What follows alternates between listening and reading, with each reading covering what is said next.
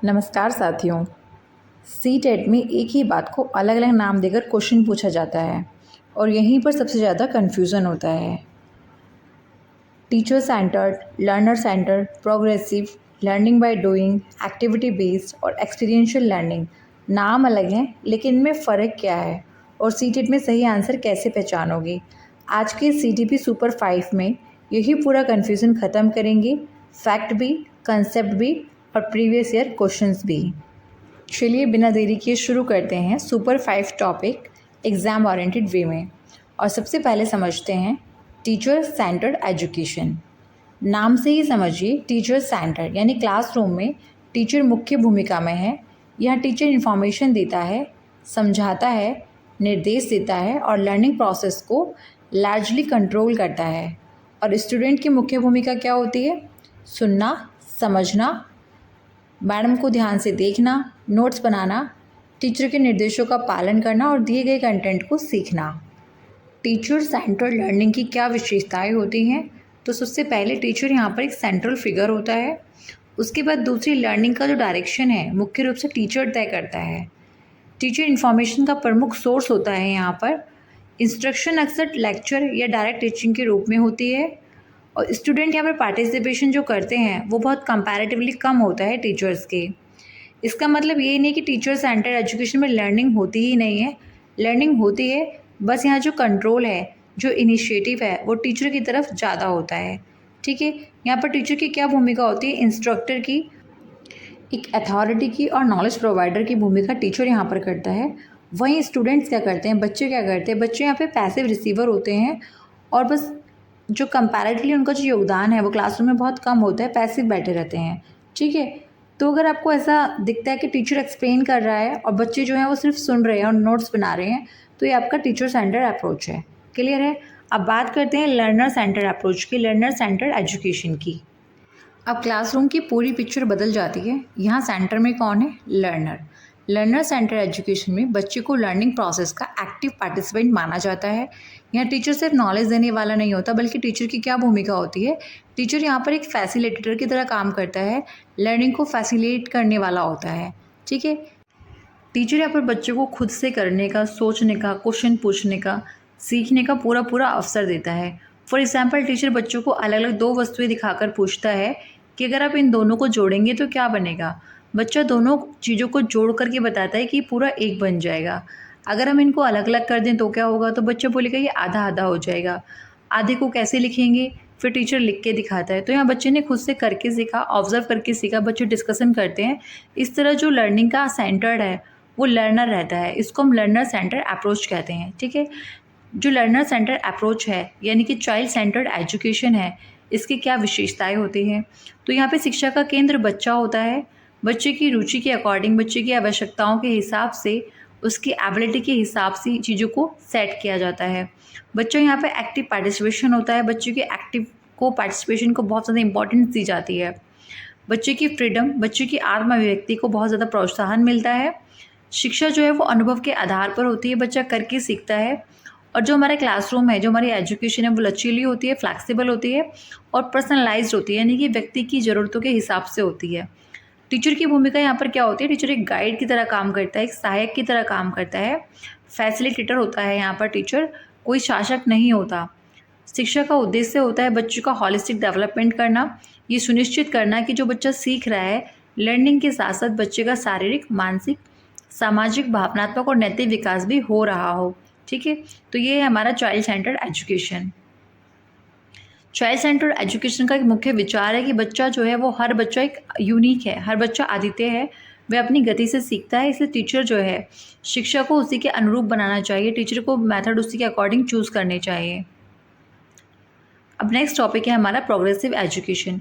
Progressive education क्या होता है, पहले इसको समझते हैं। प्रोग्रेसिव एजुकेशन को समझने के लिए एक नाम बहुत इंपॉर्टेंट है, जॉन ड्यूवी। जॉन ड्यूवी का एजुकेशन के बारे में विचार था कि एजुकेशन केवल इन्फॉर्मेशन देने का प्रोसेस नहीं होना चाहिए, बल्कि एजुकेशन को चाइल्ड एक्सपीरियंस, इंटरेस्ट और रियल लाइफ सिचुएशन से भी कनेक्ट होना चाहिए। ठीक है, तो प्रोग्रेसिव एजुकेशन में बच्चा सिर्फ इन्फॉर्मेशन रिसीव नहीं करता, बल्कि वो क्या करता है? वो अनुभव करता है, सोचता है, प्रॉब्लम सॉल्व करता है और सीखता है। इसी को उन्होंने प्रोग्रेसिव एजुकेशन का नाम दिया। प्रोग्रेसिव एजुकेशन की जो मुख्य विशेषताएं होती हैं, सबसे पहले ये चाइल्ड सेंटर्ड अप्रोच होती है। यहाँ पे शिक्षा में बच्चे की नीड्स को, इंटरेस्ट को, उसके एक्सपीरियंस को बहुत ज़्यादा महत्व दिया जाता है। ठीक है। उसके बाद बच्चा यहाँ पे करके सीखता है, लर्निंग बाय डूइंग होती है। बच्चे को केवल बताने की बजाय काम करके सीखने का अवसर मिलता है। थर्ड है हमारा एक्सपीरियंस होता है। यहाँ पर बच्चे के वास्तविक अनुभव जो हैं, बच्चा अपने एक्सपीरियंस से सीखता है। बच्चा जो सीखता है वो करके सीखता है। लर्निंग थ्रू एक्सपीरियंस होता है। क्लियर है। इसके बाद है आपका प्रॉब्लम सॉल्विंग। बच्चे को प्रॉब्लम पर सोचने, सॉल्यूशन खोजने के अवसर मिलते हैं। फिर है डेमोक्रेटिक क्लासरूम होता है। टीचर जो है वो एक अथॉरिटेशन की तरह रोल नहीं करता, बल्कि स्टूडेंट को पार्टिसिपेशन का अवसर देता है। और एक बहुत इंपॉर्टेंट बात, प्रोग्रेसिव एजुकेशन में एजुकेशन को रियल लाइफ से कनेक्ट किया जाता है, यानी जो बच्चा सीख रहा है उसका संबंध उसके जीवन के इन्वायरमेंट से है या नहीं, ये सुनिश्चित किया जाता है। ठीक है। यहाँ पर सोशल इंटरेक्शन भी होता है। डिस्कशन, कॉपरेशन, ग्रुप वर्क को इम्पोर्टेंस दी जाती है। क्लियर हुआ। टीचर यहाँ पर एक गाइड की तरह काम करता है। और क्लासरूम जो है वो बहुत ज़्यादा डेमोक्रेटिक होता है। बच्चों को अपनी बात रखने का, डिस्कशन करने का और पार्टिसिपेशन करने का पूरा पूरा अवसर मिलता है। अगर कहीं भी क्वेश्चन में आपको child experience, interest, activity, problem solving, democratic environment जैसे वर्ड्स दिखते हैं, तो आपका ध्यान प्रोग्रेसिव एजुकेशन की तरफ जरूर आना चाहिए। या आपको जॉन डीवी का नाम दिखाई दे तो इसको आपको प्रोग्रेसिव एजुकेशन से कनेक्ट करके ही याद करना है, कनेक्ट करके ही देखना है। ठीक है। अब आते हैं चौथे टॉपिक पर, लर्निंग बाय डूइंग। नाम में ही इसका मीनिंग बता रहा है। लर्निंग बाय डूइंग मीन्स करके सीखना। इसका अर्थ होता है कि बच्चा है किसी कंसेप्ट को केवल सुनकर या पढ़कर नहीं, बल्कि खुद से करके सीखता है।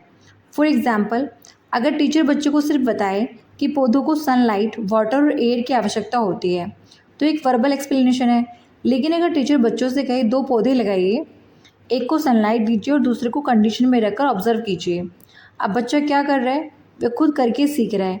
यही है लर्निंग बाय डूइंग। बच्चा ऑब्जर्व करेगा कि जो सनलाइट वाला पौधा है उसी की कंडीशन है और जो अलग कंडीशन में रखा गया था वो किस कंडीशन में है। यहाँ बच्चा करके सीख रहा है। इसी को हम कहते हैं लर्निंग बाय डूइंग। ठीक है। लर्निंग बाय डूइंग में लर्नर जो है वो एक्टिव होता है। बहुत ज़्यादा एक्टिव रहकर लर्नर यहाँ पर सीखता है। और ये अप्रोच रोट मेमोराइजेशन की बजाय एक्सपीरियंस और एक्टिविटी को इम्पोर्टेंस देती है। लर्निंग बाय डूइंग में टीचर का क्या रोल होता है, तो टीचर यहाँ पे बच्चों के लिए सिर्फ एक्टिविटी डिज़ाइन करता है।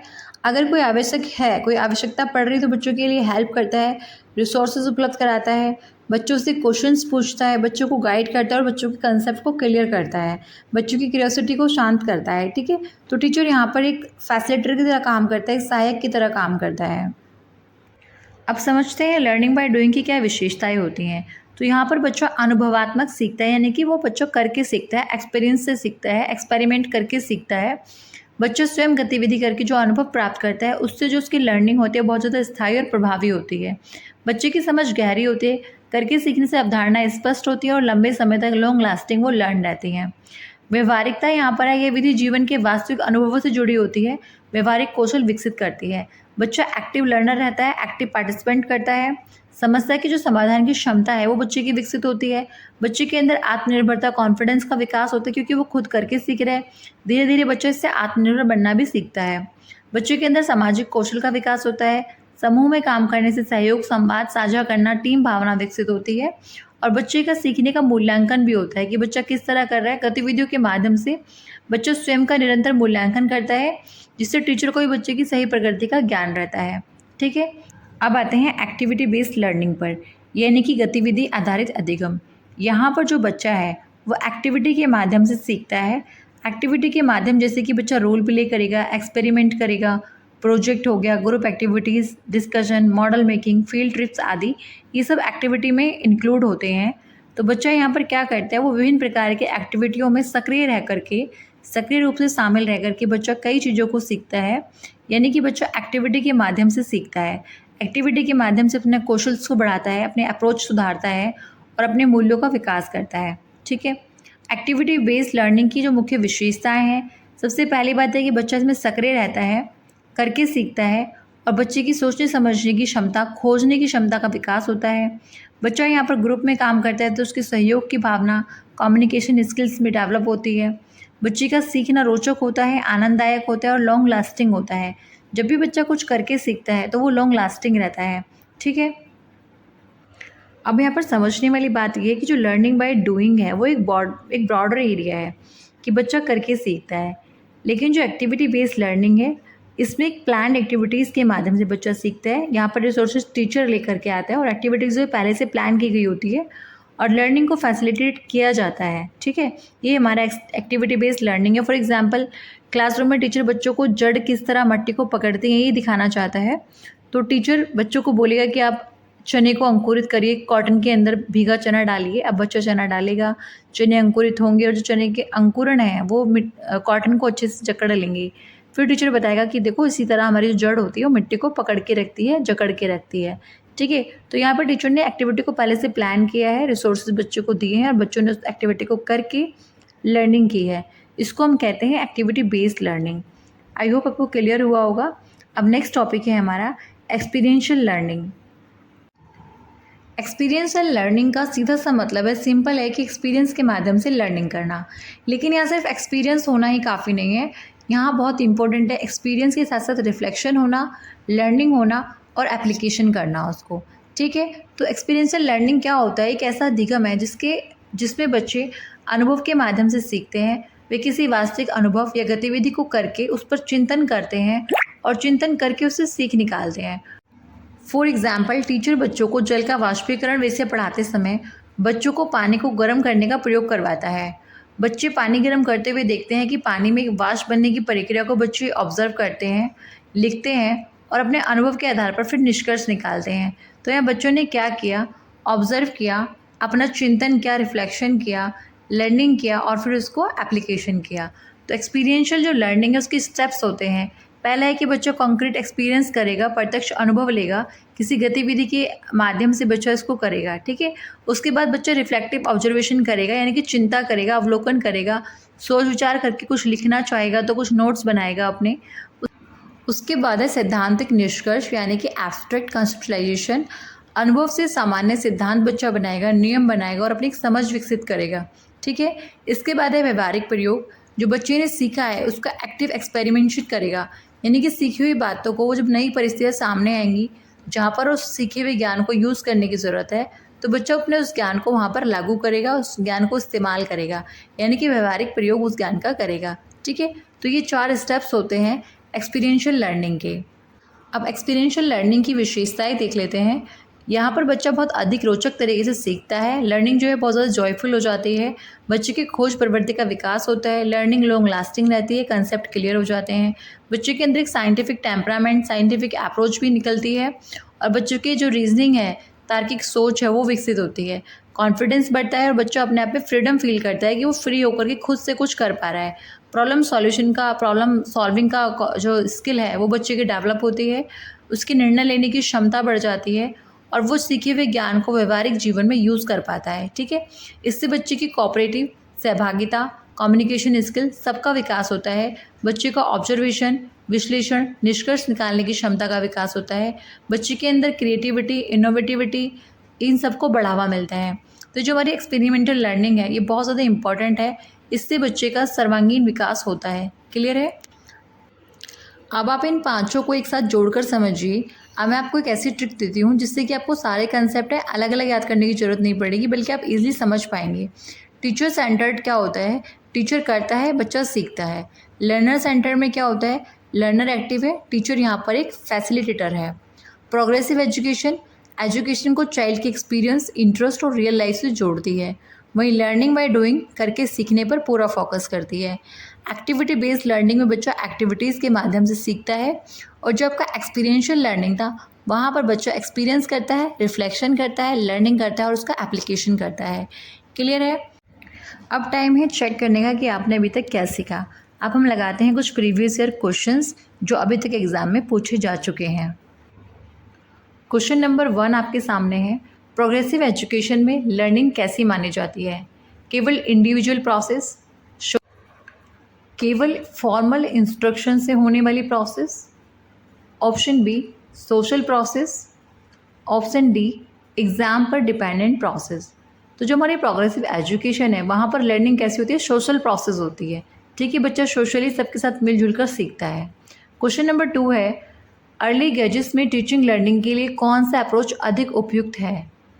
उपयुक्त अप्रोच पूछा है, बिना समझे इमिटेशन करना, option B learning by doing, option C passive listening, option D rote memorisation.